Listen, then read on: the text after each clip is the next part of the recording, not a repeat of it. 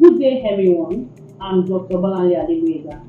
I'm a radiation and clinical oncologist in NSI Youth Cancer Center, and I'm the head of the brachytherapy unit. Today, we want to talk to you about cervical cancer. Studies have shown that cervical cancer is strongly linked and associated with HPV infection, which is Human Papillomavirus infection. It is associated with over 95% of cervical cancer, such that if this virus is eradicated, a cervical cancer can be brought to less than 5%, which means there may be other causes of cervical cancer, but they are quite minimal. So at the center of it is human papillomavirus.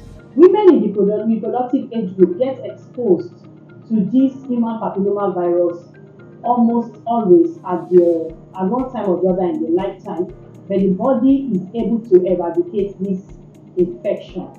Only those that have other associated factors, risk factors, are those that will eventually come down with this cervical cancer. The primary level of prevention is by vaccination. Vaccination is targeting human papillomavirus. These vaccines are designed for those that are not yet sexually exposed. So that's why we have the age group between 9 years to 13 years to 20 years. But those that have been sexually exposed can actually get tested for human papillomavirus to see if they are eligible for these vaccines or not.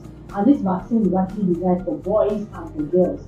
The secondary level of vaccination is by annual screening, the health check that people usually do. So when they encourage people do your annual screening maybe once in a year, when the results are okay, it can be spread out to once in 2 years or 3 years or more, depending on your sexual activities.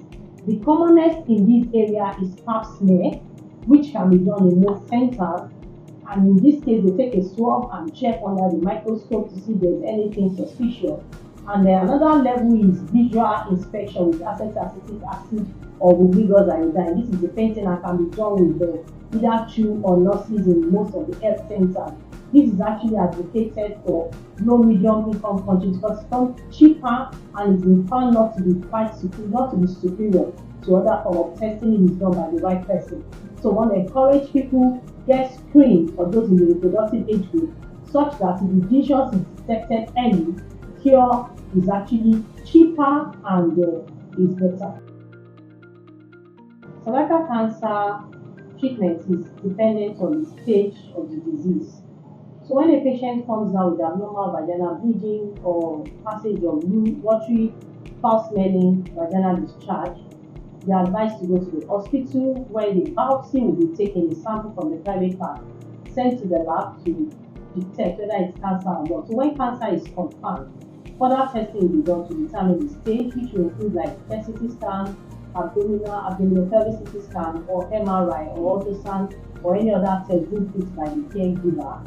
And with this, we'll be able to come up with the stage of the disease. The stages usually from stages 1, 2, 3, and 4, and then treatment is stage based. For those that are coming in very early, usually picked up on screening, on annual screening or stuff like that.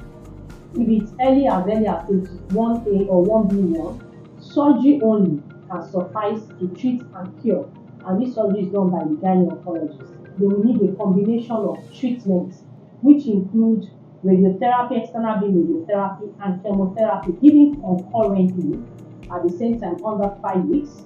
And after that, they will have brachytherapy for another 1 to 2 weeks. And so our aim is that to get all these treatments completed within like 7 weeks.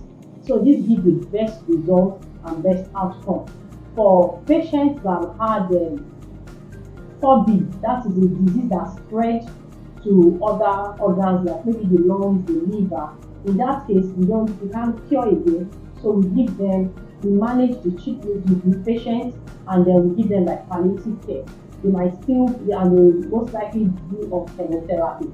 So the good thing is that all these various modalities of treatment are available and doable in Nigeria with the best equipment, and all these are available in NSI Youth Cancer Center. So you don't have to travel out to anywhere because you want to treat cervical cancer and some other cancers like that. So the good thing is if you come in early, chances of cure is very high. Cervical cancer is over 90% preventable and over 90% curable if patients present early. Thank you.